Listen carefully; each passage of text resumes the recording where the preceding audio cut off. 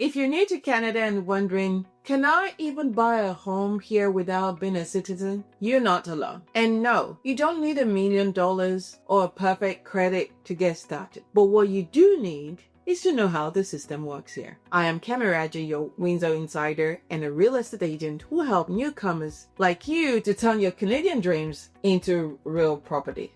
Literally. Today, we're going to be breaking down who can buy a house in Canada, what status you need, and the steps to make it happen without getting overwhelmed. Whether you are here on a work permit, PR, or you've been renting for years, you might be closer to owning than you think. So let's start with who can buy a home. A newcomer can buy a home in Canada. You can buy a home if you have a permanent residence, a refugee with a protected person status, work permit holder with at least 183 days of presence in Canada. But some provinces like Ontario used to have a foreign buyer taxes, but that's changed recently. So always check the latest from canada.ca. So what about mortgages? That's the real blocker, right? This is where most people get stuck. But your bank wants three main things from you. A proof of income.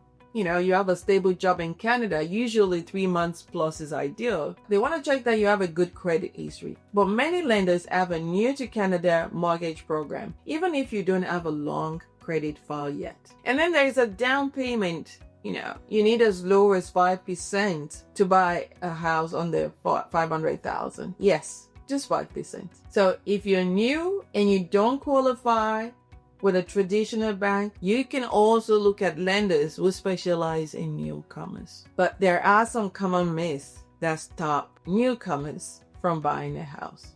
So let's clear this up a bit. Do you need a co-signer? Not always true. If you have a stable income and status, you could be eligible. Do you need 20% down payment? No. If you are a PR, a work permit to a large extent, you only need 5%. Your spouse isn't working and you cannot qualify. That's not true. Lenders calculate based on household income.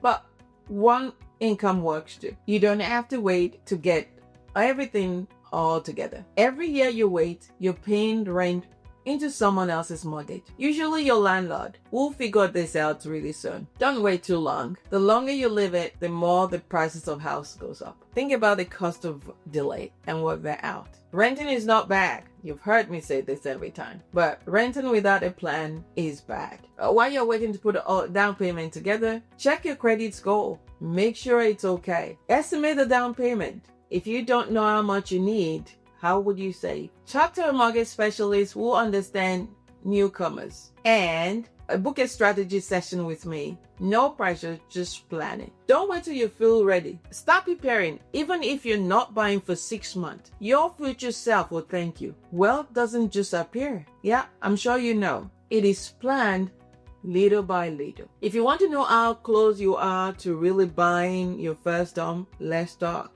I'm going to walk you through what you need to get you started. Don't forget to subscribe to my channel, leave me a comment, and click the notification bell so that you could be alerted to my videos.